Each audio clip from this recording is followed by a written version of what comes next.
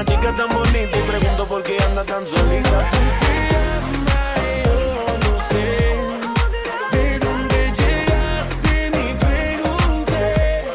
Lo único que sé que quiero con usted, quedarme contigo hasta la amanecer.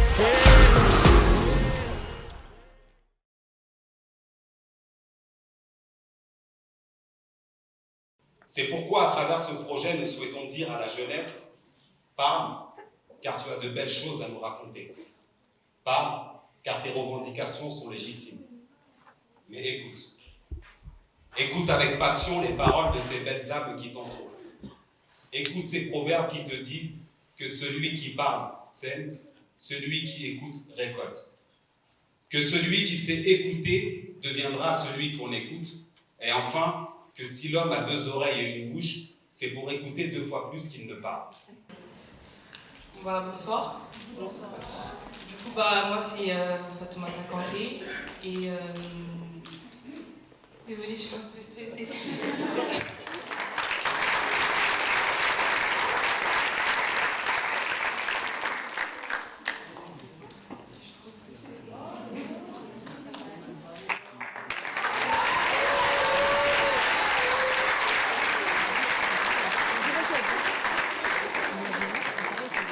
Les jeunes de cité, les jeunes de banlieue.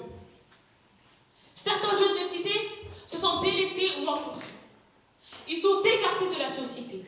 Ils sont décrits comme glandeurs qui ne font rien de leur vie, qui restent sur leur banc et vont finir clochards. Un problème de représentation pour les uns, un problème d'appartenance pour les autres. Un problème qui pousse les jeunes à ne pas voter. C'est un choix que je peux comprendre, un choix que je peux défendre, mais un choix qui n'est pas mien. Moi, j'ai décidé de voter. Non pas par choix, non pas par devoir, mais simplement pour avoir une impression d'agir. Mais il y a aussi une jeune actrice, nommée Millie Bobby, qui a donné son premier discours aux tribunes des Nations Unies. Vous vous rendez compte? Elle a quand même fait un grand pas en passant par jouer un rôle dans la série Stranger Things et être ambassadrice de l'UNICEF. Celle-ci a seulement 14 ans.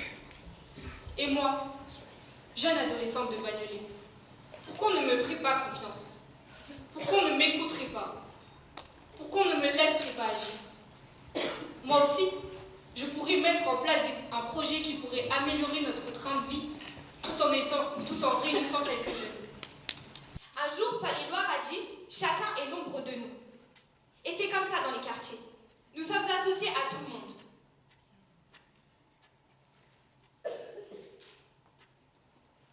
Et c'est comme ça dans les quartiers.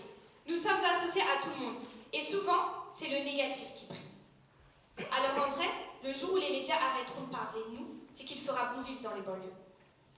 Doit-on jauger les capacités d'un individu par rapport à son âge? Par rapport à un nombre? On a bien confié à un gamin de 19 ans et du 93 nos espoirs de victoire en finale de Coupe du Monde. Alors nous, moi, enfant de la deuxième France, tu me parles pas d'âge.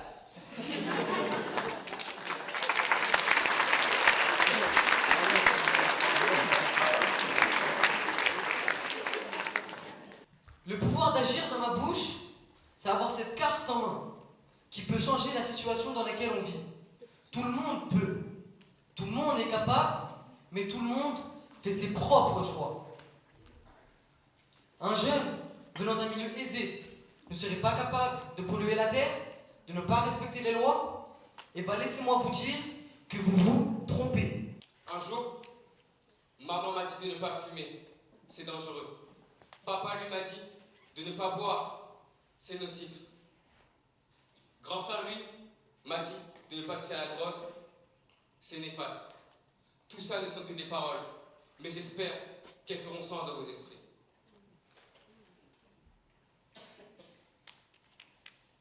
Il n'y a qu'un pas entre la vie et la mort. Le 21 juin, une adolescente de 11 ans, harcelée depuis des mois dans son établissement d'Herblay, s'est donné la mort chez elle. Et comme si l'histoire insoutenable se répétait, il y a 6 ans, c'est Marion Fraise, 13 ans, qui se pendait dans sa chambre, en laissant une lettre racontant son calvaire au collège de Brie-sous-Forges. La liste pourrait être bien plus longue. On meurt d'être un élève isolé et moqué en 2019.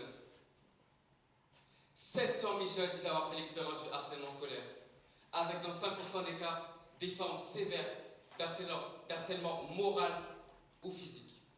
Nous jeunes devons être cette épaule sur laquelle ces jeunes harcelés peuvent compter. Vous, mesdames et messieurs, écoutez-nous, nous jeunes, à travers nos idées, à travers nos projets, nous pouvons tant vous apporter. À présent, mes chers compatriotes de la jeunesse, devenons acteurs de nos choix. Comme le dit si bien un proverbe africain, si tu veux aller vite, marche seul. Mais si tu veux aller loin, marchons ensemble.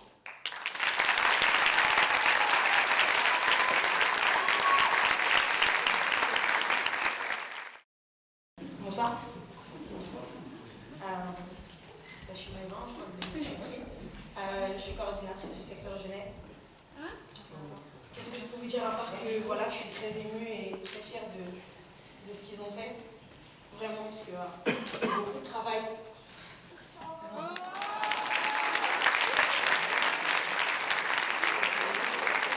Ce soir, comment on pleure?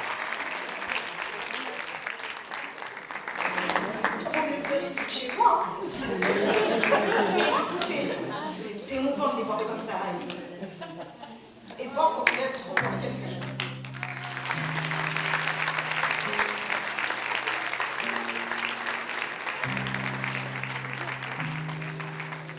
Du coup, alors franchement, je vous remercie beaucoup pour tout ça, pour tout ce que vous m'apportez.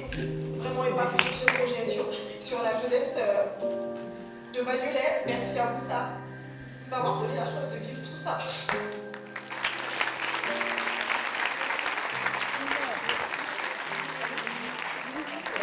Merci à vous d'être ici et j'espère que quand je serai vieille et moi, je vais en revenir. On finit les yeux mouillés, jamais de repos, une arme dans la peau, la douleur dans la peau. On finit les yeux mouillés, veillés jusqu'à l'eau, ma base sur le trône, c'était un rêve de moment fini. Oui, bonjour, moi c'est Sakina Touli, donc j'ai été aux côtés de Fatou durant 10 semaines. J'ai aidé Fatou à réussir et franchement, je suis fière du résultat parce qu'elle a réussi, elle a gagné. Et être banlieusard, ce n'est pas être voué à l'échec. Voilà. Avec la maman, plongée dans le coma, mon pain, mon drame. Je l'aurais jamais imaginé sur un lit d'hôpital. Son absence me sera mortelle car sa présence m'est vitale.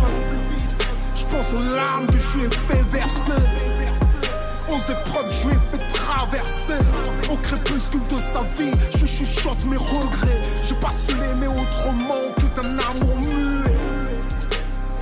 J'ai été vraiment impressionnée par les enfants, enfin par les jeunes. Ouais, j'ai trouvé qu'il y avait du niveau et je sais à quel point c'est difficile de prendre la parole en public. La première chose en fait que je veux dire, c'est que je les ai trouvés tous hyper courageux parce que je trouve vraiment que c'est un exercice qui est pas simple. J'ai passé une super belle soirée avec des candidats qui, d'après ce que j'ai appris, c'est que c'était la première fois qu'ils faisaient un discours. Ils ont dépassé leur peur. C'est déjà ça d'accompli pour leur vie personnelle.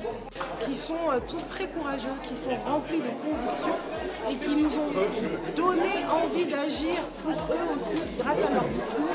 Vraiment, c'était impressionnant, c'était surprenant. Comme on l'a dit tout à l'heure, le fait juste d'avoir pris l'initiative, tu vois, ça fait des gagnants. Donc vraiment, c'était super top. Bon, du coup, je suis arrivée deuxième. Mais le principal, c'est pas que je suis arrivée deuxième. Le principal, c'est que j'ai pu vaincre ma peur de parler devant le public. Parce que franchement, c'était vraiment une épreuve et c'est vraiment dur pour moi. Et du coup, je suis contente d'avoir fait un beau discours et de m'être investie. Encore merci à vous de nous avoir remerciés. Merci à vous de nous avoir écoutés. Merci à vous d'être venus ce soir. Merci à vous, le membre du jury. Merci à toi, Moussa, Maëva, les partenaires. À qui? Mesdames et messieurs, soirée. J'espère qu'il y en aura d'autres encore. Oui. Ouais. Donc encore tout le monde. Et merci les bénévoles qui ont aidé à préparer la salle. Merci aux filles, Safa, Karim. Merci Karim aussi pour la vidéo. Merci.